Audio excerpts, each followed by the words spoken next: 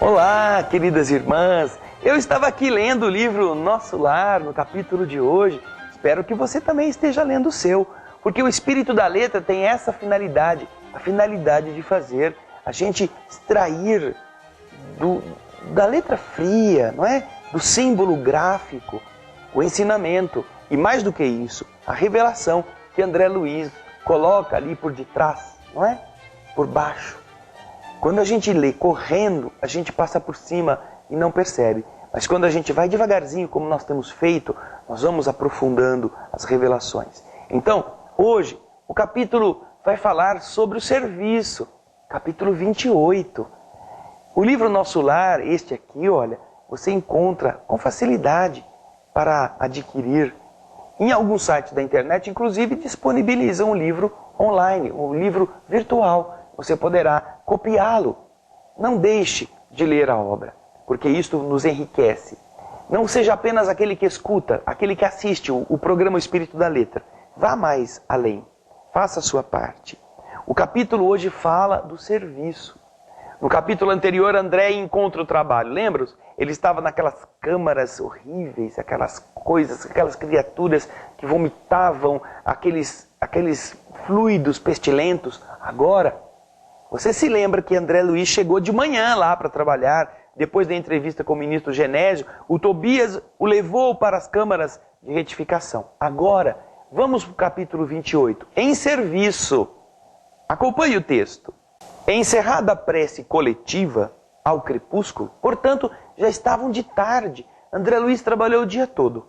Tobias ligou o receptor, um aparelho que recebia notícias, a fim de ouvir os samaritanos em atividades no umbral. Justamente curioso, vinha saber que as turmas de operação dessa natureza se comunicavam com as retaguardas da tarefa em horas convencionais. Olha, os samaritanos vai falar com o pessoal do Nosso Lar, o grupo dos samaritanos vai falar com o Nosso Lar todos os dias às 6 da tarde, por exemplo. Eu estava muito cansado, diz André. Sentia-me algo cansado pelos esforços intensos que eu havia despendido. Mas meu coração entoava hinos de alegria interior. Recebera a aventura do trabalho, afinal. E o espírito de serviço fornece tônicos de misterioso vigor. Quando o contato elétrico se estabeleceu, o pequenino aparelho, sob meus olhos, começou a transmitir o recado depois de alguns minutos de espera. Samaritanos ao Ministério da Regeneração. Samaritanos ao Ministério da Regeneração. É como aquelas coisas do filme que você assiste. Câmbio! Alô? Fulano chamando o outro. Câmbio! Nave chamando a base. Câmbio! Não é? Mais ou menos assim. Aqui era Samaritanos ao Ministério da Regeneração.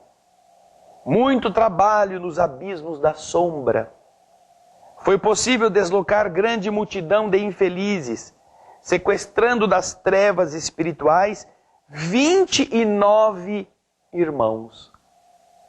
22 em desequilíbrio mental e 7 em completa inanição psíquica, totalmente prostrados. Nossas turmas estão organizando o transporte. Chegaremos alguns minutos depois da meia-noite. Pedimos providenciar. Diz André, não é? Narciso olhou para o Tobias, Tobias olhou para Narcisa e parece que um diz para o outro, mais serviço, mais coisa para chegar, mais gente. Meu Deus, 29 e nós estamos aqui sem muita gente porque está todo mundo lá com os samaritanos. E eu fiquei perguntando comigo mesmo, como assim? Por que esse transporte em massa? Não são todos espíritos? Ora, Tobias então sorriu e me explicou. Agora, André, me diz uma coisa, você se esquece que você também chegou ao Ministério do Auxílio do mesmo jeito? Ora, você veio também carregado. Eu conheço o episódio da sua vinda, André. É preciso recordar sempre que a natureza não dá saltos e que na terra ou nos círculos do umbral estamos revestidos de fluidos pesadíssimos. São aves e têm asas, tanto o avestruz como a andorinha. Entretanto, o primeiro, o avestruz, só vai subir às alturas se ele for transportado, enquanto que a segunda, a andorinha, corta rapidamente as vastas regiões do céu. E deixando perceber que o momento não comportava divagações, dirigiu-se a Narcisa, ponderando: é muito grande a leva desta noite, Narcisa. Precisamos tomar providências imediatas. Serão necessários muitos leitos. Não se aflija, respondeu Tobias. Vamos alojar os perturbados no pavilhão 7, que eram 22, e os enfraquecidos no pavilhão 33, na câmara 33. Em seguida, pensando mais profundamente, exclamou: resolveremos facilmente a questão da hospitalidade. Nós temos câmaras, temos lugares. O mesmo, porém, não se dará no que diz respeito aos assistentes, a quem vai cuidar deles. Nossos auxiliares mais fortes foram requisitados para garantir os serviços da comunicação nas esferas da crosta, em vista das nuvens de treva que agora envolvem o mundo dos encarnados. Vai ter guerra, eles foram todos para lá. Precisamos de pessoal do serviço noturno, porquanto os operários que vão chegar com os samaritanos estarão extremamente fatigados. E agora? O que será? Vai faltar gente? Como cuidar desse povo todo? A agonia do Tobias deve ser a nossa também. Como será que eles vão resolver isso? Próximo bloco. Fique conosco, a gente vai descobrir.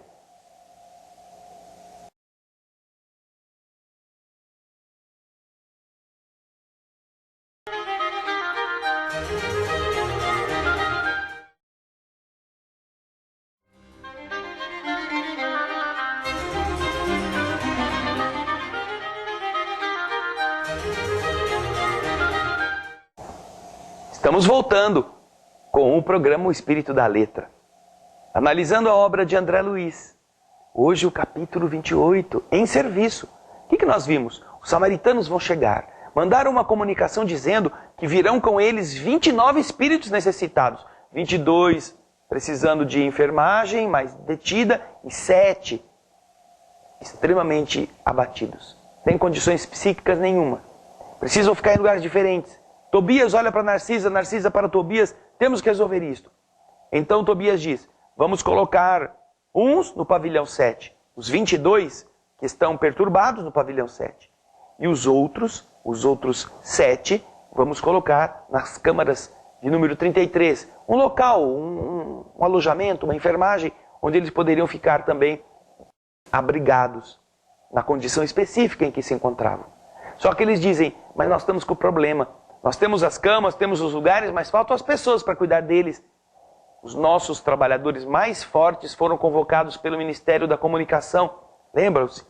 Nosso lar está vivendo aquela situação da pré-guerra do ano de 1939. E agora? Eles foram trabalhar lá. Os que estão chegando, os samaritanos, estão extremamente extenuados. Nós temos uma dificuldade de arrumar pessoas para ajudar. Como é que nós vamos sair dessa situação? Meu Deus do céu. Aí, quem está ali do lado? Quem está ali do lado? Ouvindo? Vamos precisar de gente. Trabalhadores, meu Deus do céu. Aí diz André Luiz, eu me ofereço com prazer, para o que possa aproveitar, disse espontaneamente. Tobias endereçou-me um olhar de profunda simpatia, mesclada de gratidão, fazendo-me experimentar carinhosa alegria íntima. E ele, olhando, perguntou-me, mas você está resolvido a permanecer nas câmaras durante a noite? E eu respondi, assim, animado, ora, os outros não fazem isso também? Outros não fazem do mesmo jeito? Eu me sinto disposto e forte, preciso recuperar o tempo perdido. André já tinha trabalhado o dia todo, desde de manhã até a noite onde eles estão agora. E ele pergunta, o Tobias, mas você vai ficar aqui durante a noite? Está disposto? Ora, os outros não fazem isso, eu também preciso aproveitar o tempo que eu já perdi, não posso ficar querendo descansar, nada disso. Ai, poxa vida, que bonito, não é? Olha, ânimo, entusiasmo, vendo a necessidade, candidatando-se. Nenhum dos dois pediu para ele, o André, nós temos um serviço extra e não dá para você fazer um pouquinho, né? Fazer uma hora extra, uma boquinha a mais, né? Você pensa nos bônus horas que você vai ganhar. Não, ninguém pediu nada para ele. Ele, André Luiz, é que quis. Tobias abraçou-me e acrescentou: pois então, André, aceito confiante a sua colaboração. Narcisa e os demais companheiros ficarão também de guarda. Além do mais, mandarei Venâncio e Salústio, 2 irmãos da minha confiança. Não posso eu permanecer aqui de plantão noturno, uma vez que eu tenho compromissos anteriores que eu já assumi. No entanto, caso necessário, você ou algum dos nossos me comunicará qualquer ocorrência de maior gravidade. Traçarei o plano dos trabalhos, facilitando quanto possível a sua execução. E descortinou-se campo enorme de providências. Enquanto 5 servidores operavam em companhia de Narcisa, preparando roupa adequada e petrechos de enfermagem, eu e Tobias movíamos pesado material no pavilhão 7 e na câmara 33. Não poderia explicar o que se passava comigo. Apesar do cansaço dos braços, experimentava júbilo inexcedível no coração. Na oficina, onde a maioria procura o trabalho, entendendo-lhe o sublime valor, servir constitui alegria suprema. Não pensava francamente na compensação dos bônus hora, nas recompensas imediatas que me pudessem advir do esforço. Contudo, minha satisfação era profunda, reconhecendo que poderia comparecer feliz e honrado perante minha mãe, perante os benfeitores que havia encontrado no Ministério do Auxílio. Poderia eu estar trabalhando e apresentar a eles o meu esforço. Isso me alegrava. Não queria saber de bônus hora, não queria saber de ter ficado ali mais tempo do que era permitido, me esforçando. Eu estava feliz por fazer isso. Ao despedir-se, Tobias voltou a abraçar-me e falou: desejo a você muita paz em Jesus. Boa noite e serviço útil. Amanhã, às 8 horas, você poderá descansar. Veja só, André já tinha trabalhado desde a manhã do dia anterior. Poderia ter ido descansar, mas vai fazer o plantão noturno e vai ficar a noite toda, até às 8 da manhã do dia seguinte.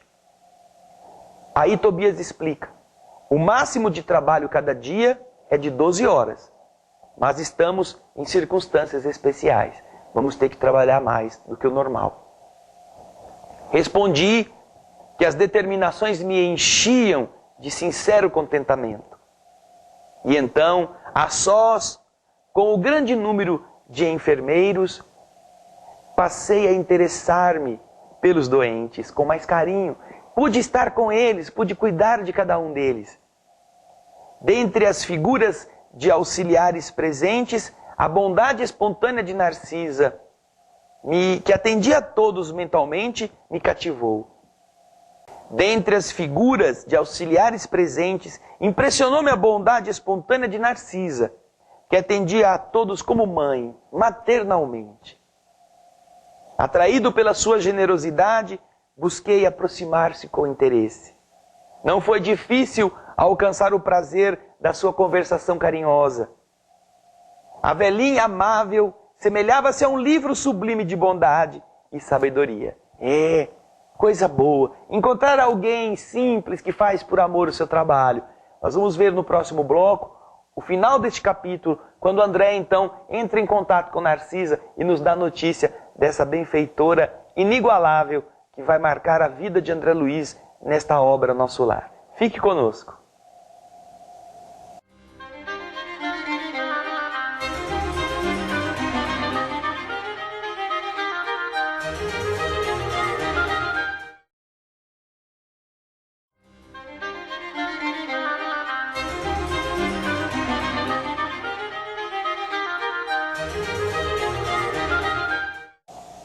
Estamos de volta com o Espírito da Letra, estudando a obra de André Luiz, o livro Nosso Lar, no capítulo 28. O serviço ativo, em serviço, André Luiz trabalhando.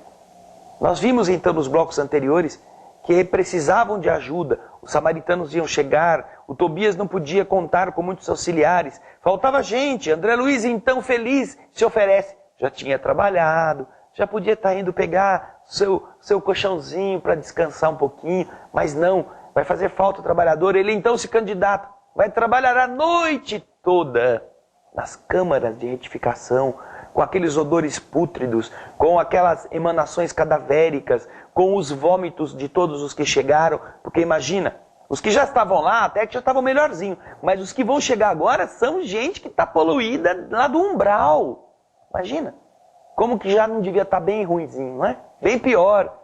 André Luiz se candidata, feliz, e agora está sozinho com Narcisa, a enfermeira, e ele então começa a conversar com ela, uma velhinha bondosa, uma alma nobre, e ele então pergunta a ela, ô, dona Narcisa, a gente até imagina André Luiz lá, né, nas câmaras de retificação assim, meio tímido, não é? Dona Narcisa, posso perguntar uma coisa para a senhora? Fala, André, fala. Ela era boazinha mesmo, né? Dos bonzinhos a gente abusa, né? Olha, e a senhora, faz tempo que já está aqui dentro? Querer dizer aqui dentro quer dizer, né? Nesse buraco fedorento, essa coisa feia, essa coisa que só tem gente sofrendo. Ele não disse isso, eu estou encenando um pouquinho, senão não fica com graça a coisa, né? Aí, depois de ouvir a pergunta do André, eles que estavam conversando com amizade, com bondade, ela respondeu para ele. Acompanhe o texto aí. Olha, faz tempo sim, André. Permaneço nas câmaras de retificação, em serviço ativo, há 6 anos e alguns meses. Entretanto, me faltam mais de 3 anos para realizar meus desejos. E eu fiquei olhando para ela, desejo, 3 anos, que desejos será que são esses? Ela então me explicou. Eu preciso de um endosso muito sério, disse Narciso olhando para ele assim. Mas endosso? Que negócio é esse? Que endosso é esse? Endosso é quando alguém autoriza um outro a fazer alguma coisa, não é? Mas que endosso é esse? Eu preciso encontrar, André, alguns espíritos amados lá na terra, para serviços de elevação em conjunto.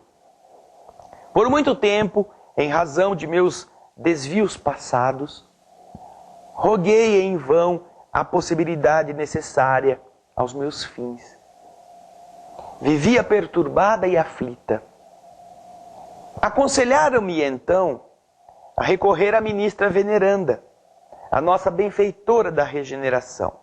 E ela me prometeu que endossaria, ela assinaria junto comigo o meu pedido no Ministério do Auxílio, mas exigiu 10 anos consecutivos de trabalho aqui, para que eu corrigisse certos desequilíbrios do meu sentimento. No primeiro instante, quis recusar, considerando essa exigência muito grande, demasiadamente forte. Depois, reconheci que a ministra estava com a razão. E ganhei muito, aceitando-lhe o parecer. Sinto-me mais equilibrada e mais humana. E creio, viverei com dignidade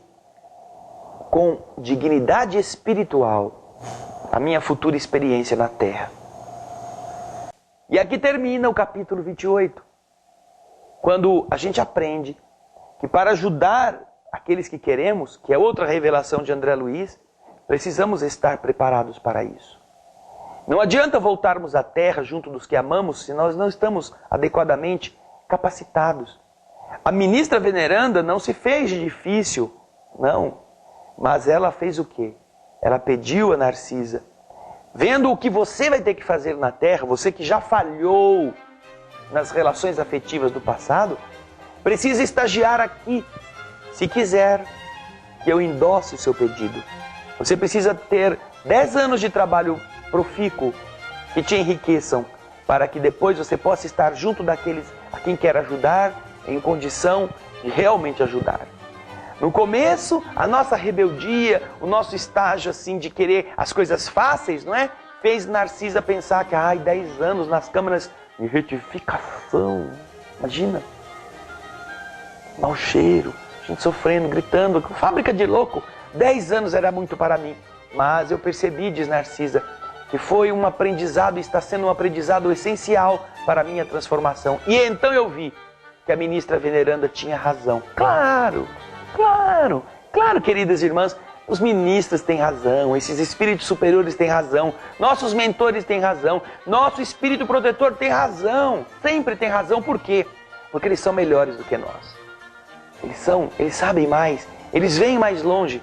A gente vê o capricho de agora, a contrariedade, o nosso desejo frustrado. Eles não, eles veem nossos defeitos que precisam ser depurados, precisam ser trabalhados com esmero, com afinco, por 10 anos, para que a gente perceba se realmente estamos dispostos a mudar-nos em função do trabalho. Se fosse um ano só, dá para fingir bem em um ano e continuar a mesma porcaria. 2 anos dá para fingir um pouco e continuar do mesmo jeito.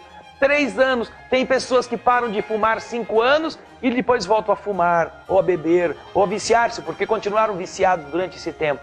10 anos, pede veneranda, para que a repetição e o amadurecimento penetrassem o âmago do espírito de Narcisa. E ela está reconhecendo agora que a ministra tinha razão. Estaremos reconhecendo a razão dos espíritos amigos que nos empurram para o bem, para a gente ter paciência, para nos ajudar a enfrentar os obstáculos sem titubear?